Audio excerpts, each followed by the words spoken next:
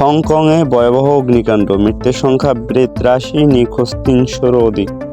হংকংয়ে তাইপো এলাকার ওয়াং ফুক কোর্ট নামে একটি আবাসিক কমপ্লেক্সের বহুতল কয়েকটি অ্যাপার্টমেন্ট ভবনে লাগা ভয়াবহ অগ্নিকাণ্ডে এ পর্যন্ত মৃতের সংখ্যা বেড়ে অন্তত ৮৩ জনে দাঁড়িয়েছে। নিখোঁজ রয়েছে আরও প্রায় ৩০০ জনেরও অধিক। প্রায় ৮০ বছরের মধ্যে হংকংয়ে এটি সবচেয়ে ভয়াবহ অগ্নিকাণ্ড।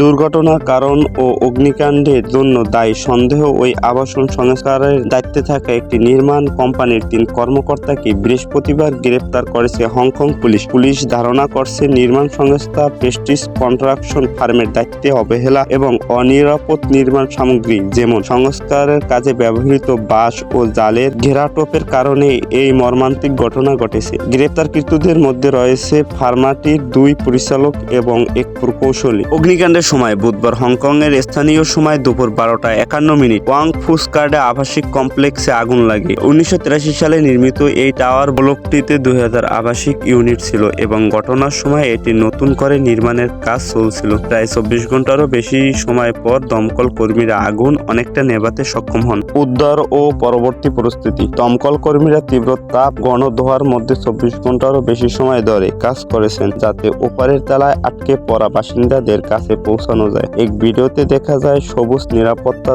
জাল ও বাঁশ দিয়ে ঘেরা ৩২ তলা ভবনগুলোর অন্তত ২টি থেকে তখনও আগুনের শিখা বের হচ্ছিল। কর্তৃপক্ষ জানিয়েছে মোট ৯০০ বাসিন্দা ওই এলাকার আশ্রয় কেন্দ্রগুলোতে থাকেন। উল্লেখ্য, চীনে ঐতিহ্যবাহী নির্মাণ কৌশলে ভবন সংস্কারের কাজে বাঁশের ভাড়া দীর্ঘদিন ধরে ব্যবহৃত হয়ে আসছে। তবে নিরাপত্তা ঝুঁকি বিবেচনায় চলিত বছরের মার্চ থেকেই হংকংয়ে এই ব্যবহার সীমিত করার প্রক্রিয়া শুরু হয়েছে। আর কোনো তথ্য বা অন্য কোনো সংবাদ পেতে হলে আমাদের চ্যানেলটি সাবস্ক্রাইব করে পাশেই থাকুন।